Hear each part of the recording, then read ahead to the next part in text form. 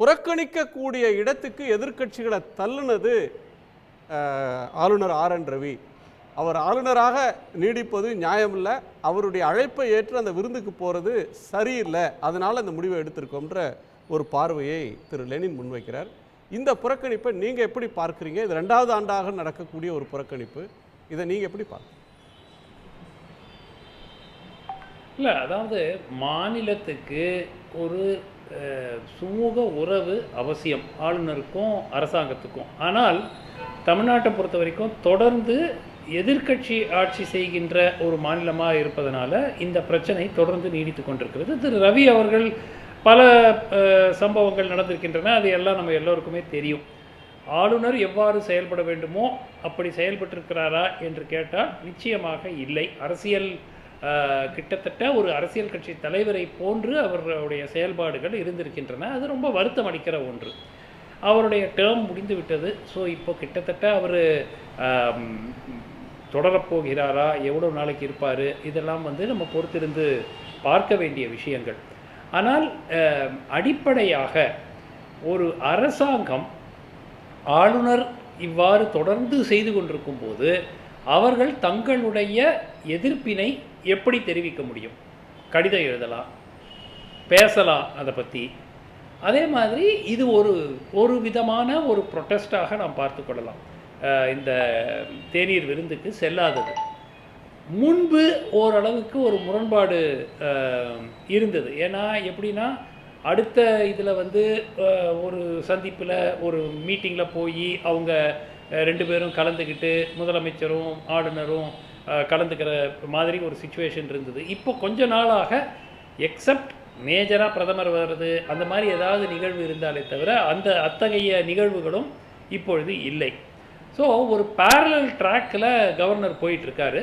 அது மாநிலத்திற்கு அது அந்த அளவுக்கு நல்லதல்ல. ஸோ நிச்சயமாக இது அவர் சனாதன தர்மத்தை பற்றி அவர் என்ன கருத்து வேணால் வச்சுக்கிட்டோம். As a individual he can articulate, not as the head of the state. அவர் என்னுடைய கருத்து அப்படின்னு சொல்லிட்டு அவர் தாராளமாக என்ன கருத்து வேணாலும் சொல்லலாம். ஆனால் தி ப்ராப்ளம்ஸ் வித் தி அட்மினிஸ்ட்ரேஷன், இப்போ உதாரணத்துக்கு மசோதாக்களுக்கு ஒப்புதல் கொடுக்காமல் வைத்தது, அதற்கு பிறகு நீதிமன்றத்துக்கு போய் அதுக்கப்புறம் அரசாங்கம் அந்த ஒப்புதலை வாங்கிட்டு வர வேண்டிய ஒரு சூழலெல்லாம் பார்க்கும்போது நிச்சயமாக இந்த பாய்காட்டில் நான் ஒரு பெரிய தவறு இருக்கிறது அப்படின்னு நான் பார்க்கல. ஆனால் சுமந்த் 2 பாயிண்ட் சொல்றீங்க. அதாவது ஆளுநருடைய போக்கு ஒரு அரசியல்வாதியாக நடந்து கொண்டார், வருந்தத்தக்க வகையில் நடந்துக்கிட்டாரு, அவரோட பிரீஃபை எக்ஸீட் பண்ணாரு. ஸோ ஒரு டோக்கன் ஆஃப் ப்ரொடெஸ்ட், ஒரு அரசியல் கட்சிகள் எதிர்ப்பு காட்டுறதுன்றது ஏற்றுக்கொள்ளக்கூடிய ஒரு நடைமுறை. அந்த வகையில் எதிர்க்கக்கூடிய அடையாளமாக போக புறக்கணிக்கிறாங்கன்றது. இதில் 2 விஷயத்தில் பாயிண்ட் ஒன்று வேணும். ஏறத்தாழ இவங்க வெளிப்படுத்தக்கூடிய எல்லா உணர்வையும் எதிர்க்கட்சியான அஇஅதிமுகவும் வெளிப்படுத்துது. திருவள்ளுவராக இருக்கலாம், சனாதனமாக இருக்கலாம், தமிழ்நாடுன்னு பெயர் சொன்னதாக இருக்கலாம், நீட்டாக இருக்கலாம், அல்லது ஆளுநர் முன்வைக்கக்கூடிய மிக பெரும்பாலான விஷயங்கள் அவங்களுக்கும் அதே ஒரு கருத்து தான். ஆனால் அதிமுக அந்த விழாவை, அந்த தேநீர் விருந்துக்கு அழைப்பை ஏற்று போகிறதா அறிவிக்கிறாங்க. இன்னொன்று நீங்கள் சொன்ன பாயிண்ட் ஒரு நிர்வாகத்தில் ஒரு இடையூறு வந்துடக்கூடாது, ஒரு அரசும் ஆளுநருக்குமான மோதல்ன்றது மக்களுக்கு பாதகமானதாக மாறிவிடக்கூடாதுன்னு சொல்கிறீங்க. இந்த கான்ஃப்ளிக்ட் அதிகரிச்சுக்கிட்டே போகிற நேரத்தில் இதை சரி செய்ய வேண்டியவங்க ஏன் சரி செய்ய மாட்டுறாங்க? ஒரு உள்துறை அமைச்சர் அழைத்து, ஏன்னா அவர் தான் இதை நியமிக்கக்கூடியவர், ஆளுநர்களெல்லாம் நிர்வாகம் பண்ணுறவர், இந்த மாதிரி மோதல் போக்கு வேணாம், ஒரு வெவ்வேறு சித்தாந்தங்களை கொண்டவர்கள் ஆட்சியில் இருப்பாங்க, நிர்வாக ரீதியாக இணங்கி போங்க, முட்டுக்கட்டை போடாதீங்கன்னு அதை சார்ட் அவுட் பண்ண வேண்டியவங்க சார்ட் அவுட் பண்ணாமல் இருக்கிறது ஏன் சார்? இல்லை, சார்ட் அவுட் பண்ண வேண்டியவங்களால வர பிரச்சனை தானே இது. அவங்களுடைய உத்தரவு அல்லது அட்லீஸ்ட் அவங்களுடைய விருப்பத்தை தெரியாமல் இவர் இந்த மாதிரிலாம், ஆளுநர் இந்த மாதிரிலாம் பேச மாட்டார், இந்த மாதிரி செயல்பட மாட்டார். அவர்களுக்கு இது பிடித்திருக்கிறது என்று தெரிந்து தானே அவர் செய்கிறார். இப்போ நீங்கள் போய் அவங்கள போய் மத்தியஸ்தம் பண்ணி வைக்க சொல்கிறீங்க, இது இல்லை. C, the issue is very simple. ஆளுநர் என்பவர் அவருக்குன்னு அரசியல் சாசன சட்டத்தில் சில கிளியர்லி டிஃபைன்டு ரோல் இருக்கிறது. அந்த ரோலை வரைக்கும் அவர் செஞ்சார்னா யாரும் அவர் ஒன்றும் கேள்வி கேட்க முடியாது. சில விஷயங்களில் அவர் ஃபார்மாக இருக்கலாம், அவருக்கு அரசாங்கம் எடுக்கும் ஒரு முடிவை பிடிக்கல, ஒரு மசோதா சரியில்லைன்னா திருப்பி அனுப்புறதுக்கு உரிமை இருக்குது. இதை பற்றியெல்லாம் நம்ம பேசியிருக்கிறோம். ஆனால் சட்டத்தில் இருக்கிற ஓட்டைகளை பயன்படுத்தி கொண்டு அதை தாமதம் செய்வதோ, இல்லை நீதிமன்றத்துக்கு போய் தான் அவங்க அனுமதி வாங்கிட்டு வரணும் ஒரு மசோதா அப்ரூவல் வாங்குறதுக்கு, ஒப்புதல் வாங்குவதற்கு, அப்படிங்கிற ரீதியாக இருப்பது ஆளுநர் திமுகவை எதிர்க்கவில்லை, மக்களுக்கு விரோதமான செயல்கள் அதெல்லாம். ஸோ ஜனநாயகமாக தேர்ந்தெடுக்கப்பட்ட ஒரு அரசினுடைய முடிவுகள் மக்களினுடைய முடிவுகளாக தான் பார்க்கப்பட வேண்டும். அதை நீங்கள் ஒப்புதல் கொடுக்கலன்னா நீங்கள் வந்து அந்த ஆளுங்கட்சியை நீங்கள் எதிர்க்கலை, மக்களையே நீங்கள் எதிர்க்கிறீங்க. அதுதான் நான் முதலிருந்து சொல்லிட்டு இருக்கேன். இந்த ஆளுநரை பொறுத்த வரைக்கும் அவர் கருத்துக்களை தெரிவிப்பதில் எனக்கு எந்த ஆட்சேபனையும் இல்லை. எதை பற்றி வேண்டாலும் அவர் கருத்து தெரிவிக்கலாம். அது வந்து அரசியல் சாசன சட்டத்துக்கு புறம்பாக இல்லாதவரை he is free to articulate his views. ஆனால் ஆக்சுவல் டே டு டே அட்மினிஸ்ட்ரேஷனில் அவர் தலையிடுவதோ, இல்லை எங்கு நிர்வாகம் நடத்தப்பட வேண்டுமோ அதை தாமதிக்கும் வகையில் நடந்து கொள்வதோ நிச்சயமாக அரசியல் சாசன சட்டத்திற்கு எதிரானது. It may be right in law, but it is wrong in spirit. And அதை காரணம் அதிமுக போகிறாங்கங்கிறீங்க. ரெண்டு காரணம். அதிமுக வந்து நாளைக்கு போகாமல் வந்து திமுகவுடைய ஒரு பாய்காட்டில் அவங்களும் சேர்ந்துக்கிட்ட மாதிரி இருக்க வேண்டாம் அப்படிங்கிறத அவங்க நினைக்கலாம். ஸோ நிச்சயமாக அது ஒரு பாசிபிலிட்டி இருக்கும்.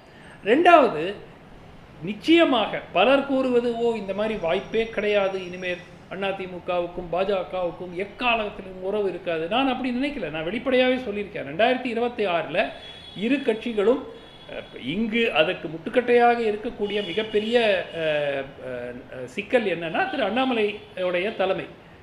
அவர் வந்து தலைமை பொறுப்பிலிருந்து இல்லாத இருக்கக்கூடிய ஒரு காலகட்டத்தில் நிச்சயமாக இரு கட்சிகளும் ஒன்று சேர்வதில் பெரிய ஒரு பிரச்சனையும் இருக்காது. ஸோ அந்த இரண்டு காரணங்களுக்காக அதிமுக நாளைக்கு அந்த பாய்காட்டில், அந்த புறக்கணிப்பில் கலந்து கொள்ளாதது அண்டர்ஸ்டாண்டபிள். அதில் ஒன்றும் பெரிய தவறு என்று நான் பார்க்கவில்லை. சுதந்திர நாள் அப்படின்ற ஒன்று சென்னை கோட்டை கொத்தளத்தில் அதுக்கு ஒரு வித்தியாசமான ஒரு வரலாறு இருக்குது. ஒரு முக்கியமான ஒரு வரலாறு என்னென்னா, முதலமைச்சர்கள் கொடியேற்றக்கூடிய உரிமை வாங்கி 50வது வருஷம் 1974 கலைஞர் தான் முதல் முறையாக அந்த உரிமையை வாங்கினார். அதற்கு முன்னாடி கவர்னர்கள் வந்து குடியரசு நாளில் மட்டும் இல்லை, சுதந்திர நாள்லையும் மாநில அரசாக இருந்தாலும் சரி, லெப்டினன்ட் கவர்னர்ஸாக இருந்தாலும் அவங்க கொடியேற்றிட்டு இருந்தாங்க. இந்த மாநில முதல்வர்கள் கொடியேற்ற உரிமையை வாங்கி 50வது ஆண்டு நாளைக்கு. இந்த தருணத்தில் மாநில முதலமைச்சர்களுக்கு உரிமை அப்படின்றது மாநில மக்களால் தேர்ந்தெடுக்கப்பட்ட மாநில அரசுக்கான உரிமை. அந்த உரிமைக்கு முட்டுக்கட்டை போடக்கூடியவங்களாக பல மாநிலங்களில் முதலமைச்சர்கள், ஆளுநர்கள் இருக்கிறாங்க. கேரளாவில் நமக்கு பிரச்சனை பார்த்தோம், வெஸ்ட் பெங்காலில் பார்த்தோம், இப்போ கர்நாடகாலையும் அந்த பிரச்சனை தொடங்கி இருக்கு. இப்போ ஆளுநர்கள் அப்படின்றவங்களுடைய ரோலையே இப்போ கூட திரு லெனின் வந்து ஒரு முக்கியமான பாயிண்ட் சொன்னார். அவருடைய பதவியே காலாவதி ஆயிடுச்சு, இப்போ அவருடைய இதை பதவியில் தொடர்றாரா இல்லையானே சந்தேகன்ற ஒரு கருத்தை சொல்கிறார். அதில் ஒரு கிரே ஏரியா இருக்குது.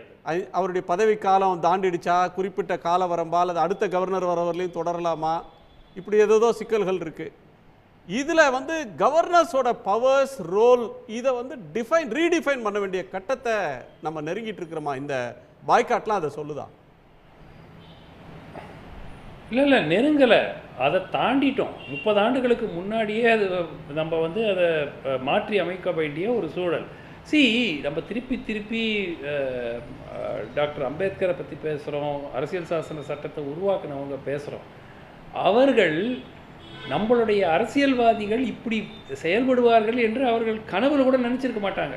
ஏன்னா அவங்களுடைய இன்டெகிரிட்டி அந்த மாதிரி இருந்தது. இந்த மாதிரி எதிர்கட்சியை கவுக்கிறதுக்குன்னு அதுக்காக தான் ஆளுநர் பதவி அப்படின்னு இருக்கும்னு அவங்க கனவுல கூட நினச்சிருக்க மாட்டாங்க. நம்ம கான்ஸ்டிடியூஷனில் இருக்கிற பல விஷயங்கள் டன் இன் குட் ஃபெய்த். இப்போது ஆளுநருக்கு இந்த காலகட்டத்திற்குள் இதுக்கு முடிவு எடுக்கணும்னு எழுதுறதுக்கு அவங்களுக்கு எவ்வளோ நேரம் ஆயிருக்கும்? அவங்களுக்கு ஒரு நிமிஷத்தில் அவங்களுக்கு எழுதிட்டு போயிருக்கலாமே. ஏன் எழுதலை? இந்த மாதிரி இவர்கள் நடந்து கொள்ள மாட்டார்கள் என்ற ஒரு நம்பிக்கை அவர்களுக்கு இருந்தது. அந்த நம்பிக்கையை வந்து நம்ம 1970s நம்ம அதை வந்து தீர்த்து கட்டிட்டோம். ஸோ ஆளுநர்கள் இப்போ தான் வந்து ஆளுங்கட்சி, டெல்லியில் இருக்கக்கூடிய ஆளுங்கட்சிக்கும் ஆதரவாகவும், மாநிலத்தில் ஒரு எதிர்கட்சி ஆட்சி செய்தால் அதற்கு எதிராகவும் ஏதோ புதுசாக பாஜக வந்தப்புறம் திடீர்னு கண்டுபிடிச்சிட்டு பண்ணுறாங்கன்னு இல்லை. இது தொடர்ந்து 40 ஆண்டு காலமாக நடந்து கொண்டிருக்கிறது. ஆட்சிகள் கலைக்கப்படுகின்றன. ஆளுநர் ஒரு ரிப்போர்ட் கொடுக்குறாரு. அந்த ரிப்போர்ட்டில் எந்த விதமான ஒரு ஜஸ்டிஃபிகேஷனும் இல்லாமல் எத்தனை ஆட்சிகள் கலைக்கப்பட்டன. காங்கிரஸ் ஆட்சி காலத்தில் இந்திரா காந்தி அவர்கள், ராஜீவ் காந்தி அவர்கள் ஆட்சியில் இருந்தபோது எத்தனை ஆட்சிகள் கலைக்கப்பட்டன. ஸோ ஆளுநர்கள் இவ்வாறு செயல்படுவார்கள் என்பது இப்போ எஸ்டாப்ளிஷ் ஆயிடுச்சு. இப்படி தான் செயல்படுவார்கள். ஆளுநர்களுடைய ரோல் என்னன்னா, மாநில அரசை எதிர்க்கட்சி அரசாக இருந்தால் அதை டீஸ்டெபிலைஸ் பண்ணுறதுக்கு தான் ஆளுநர்கள் இருப்பது போல் இன்றைய நிலைமை வந்துவிட்டது. அது இன்னைக்கு வரல, 30-40 ஆண்டு காலமாக.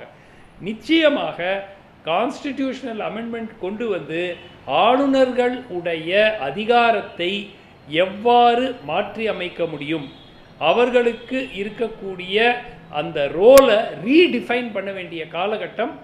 அதை பல 30 ஆண்டுகள் தாண்டி வந்துவிட்டோம்.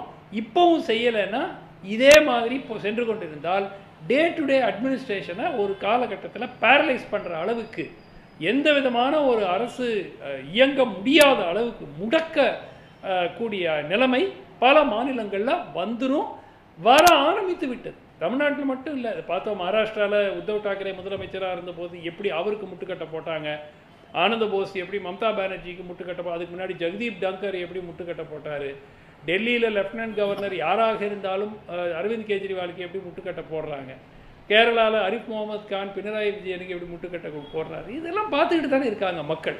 ஸோ நிச்சயமாக மறு பரிசீலனை செய்து கான்ஸ்டிடியூஷனல் அமெண்ட்மெண்ட் கொண்டு வந்து, நான் இந்த கவர்னர் போஸ்ட்டே எடுத்துடணும்னு நான் சொல்லலை. ஏன்னா ஒரு system of checks and balances இருப்பது நல்லது.